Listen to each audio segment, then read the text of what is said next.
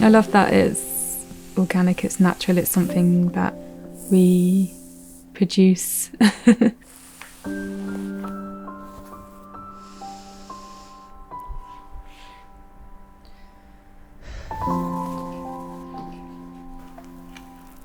My background is mainly sculpture and installations. I think that's why I've taken to making wigs.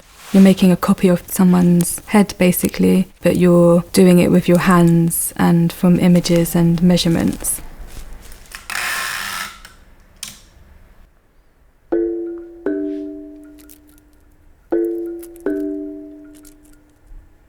Sometimes when I'm cutting people's hair or making wigs, I don't really think of it as hair, more as like a material that you're moulding or you're creating a shape out of.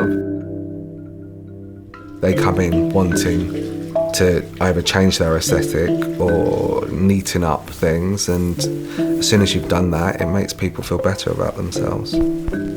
It's like an accessory that you can't put down or leave somewhere.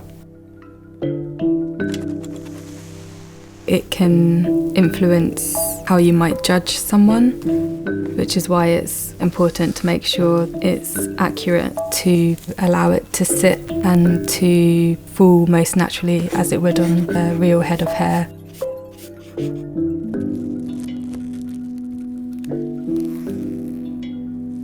If you're putting on a different wig, you're putting on a different identity, and then you start playing the role of that character.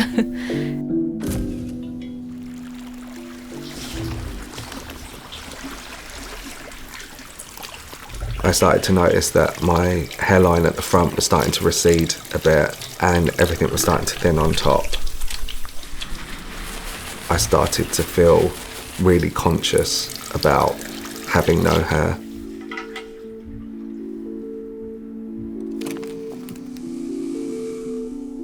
My uncle died from cancer, so I decided that I would shave my head for charity.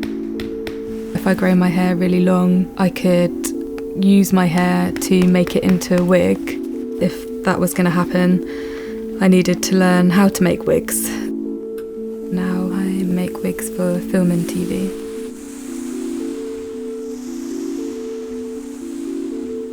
I looked into hair transplants. They were saying that they could do it, but I had a type of hair loss that would mean that I would probably have to have the treatment done every couple of years because the hair transplants would reject. It also seemed like such a horrific surgery as well. It looked really bad and everything about it was sort of like saying to me, don't do this, don't do this, don't do this. So then I started looking at hair systems.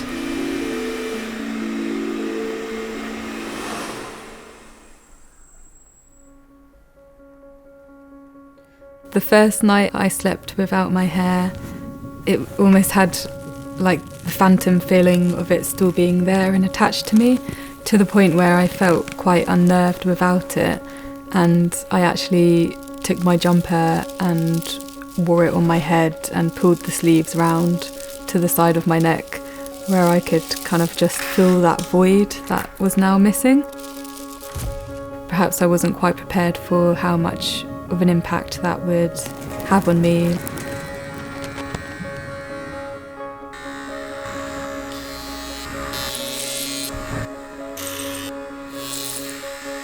I would say that the psychological effect of getting a full head of hair in 1 hour wasn't actually positive. I thought I was going to be skipping out of there, being really happy, feeling amazing that I'm all of a sudden got a full head of hair. But I looked in the mirror and didn't quite recognise myself and was like, okay, that's not me. And at the same time, you have that thought process of, oh my God, I'm wearing a wig. I'm wearing a wig. Everyone can tell I'm wearing a wig. This is so embarrassing. I think it took me 3 or 4 months before I started to be cool with it.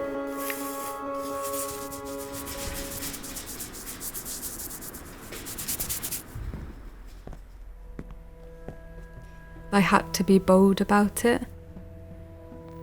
There was no hiding from it. I knew that people would probably look at me and that it would like draw more attention.